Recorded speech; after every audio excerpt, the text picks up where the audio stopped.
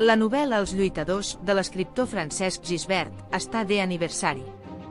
Celebrem 20 anys d'edicions contínues i de rutes literàries per l'Alcoi industrial i revolucionari de la primera meitat del segle XX. La novel·la narra els records d'Estrella, una lluitadora d'Alcoi, des de la infantesa a la Segona República i la Guerra Civil. Evoca la lluita de les classes obreres que somien utopies i s'enfronten a les desigualtats, amb la força de les idees i del treball. Els lluitadors també és la història d'una classe empresarial capaç d'alçar un niu de fàbriques penjades dels barrancs i de crear grans imperis. En un temps que Alcoi era coneguda com la Petita Barcelona. La novel·la va ser escrita pel jove escriptor Francesc Gisbert, guanyà el prestigiós Premi Enric Valor i va ser publicada per Edicions Bromera. Des d'aleshores, no ha deixat de reeditar-se i seduir milers de lectors. Una ruta literària recorre els escenaris de la novel·la per l'Alcoi industrial i modernista.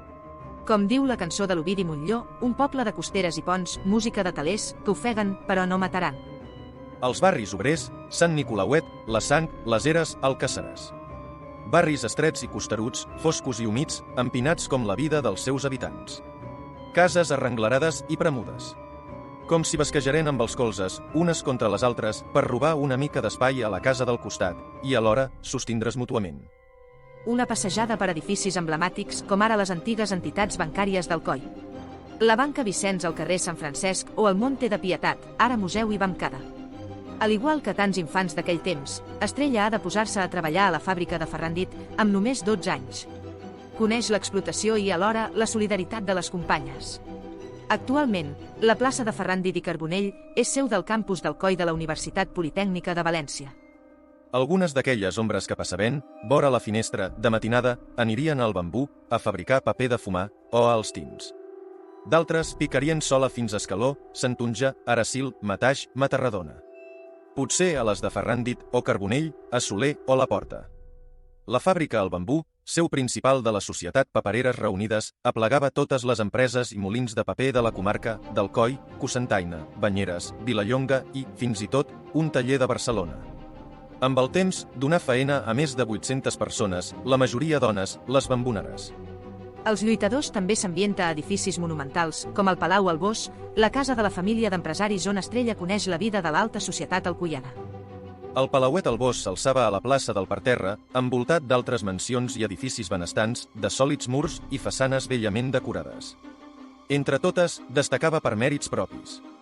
De fora, aquella casa, on passaria tant de temps al servei dels Albós, li va fer por. A l'Alcoi dels lluitadors, les distàncies físiques són mínimes, però les socials enormes. Ho evidencien cases senyorials d'estil modernista que recorrem durant la ruta. La casa Escaló, la Mataix, la Porta, la casa El Paó, l'edifici del Cercle Industrial i moltes més pels carrers de Sant Nicolau o Joan Cantó. Aquell món de conflictes i reivindicacions, viscut per la protagonista i els seus amics durant la Segona República, esclata amb la Guerra Civil.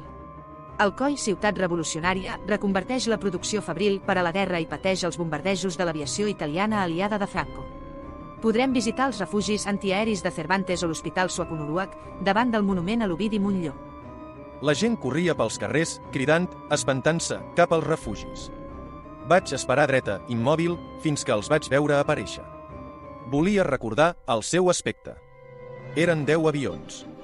Volaven molt alts, tant que els antiaeris instal·lats a la serreta no servien de res. El cel es cobria de detonacions, a mesura que els avions avançaven en perfecta formació i les bombes anaven caient i esclataven a la ciutat. Molts centres educatius visiten Alcoi per a descobrir els espais de la novel·la. Recomanable per a l'alumnat de quart d'ESO i primer de batxillerat. També hi participen clubs de lectura. De vegades, tenen la sort ser guiats per l'autor en persona, Francesc Gisbert, i escoltar un fum d'anècdotes sobre una novel·la històrica més actual que mai. Podeu visitar l'Alcoi de la novel·la Els lluitadors pel vostre compte. O si teniu sort, amb l'autor. D'una manera o una altra, gaudireu d'una lectura per al record, per a descobrir la història de tantes persones que van lluitar per un món millor.